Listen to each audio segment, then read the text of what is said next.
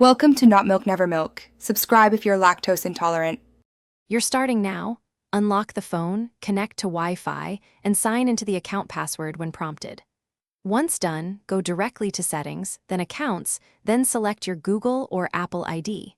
Make sure you backed up important data because disabling Find My Device will change how activation and location work. Now tap the account, open the Find My Device or Find My iPhone entry, and prepare to toggle it off or sign out.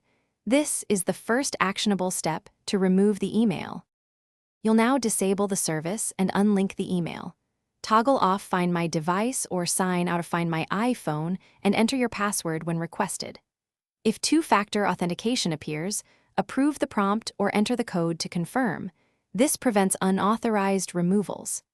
After disabling the Locate feature, go back to Accounts and choose Remove Account or Sign Out for that email. This sequence ensures the device no longer reports location and that the account is unlinked from the device. Finish by clearing app data for Find My Device and rebooting the phone so settings fully apply. Once restarted, confirm removal by checking your account from a browser. Open Google account or Apple ID settings and view your devices. The phone should no longer appear. If it still shows, make sure you signed out before any factory reset. Activation lock blocks removal otherwise.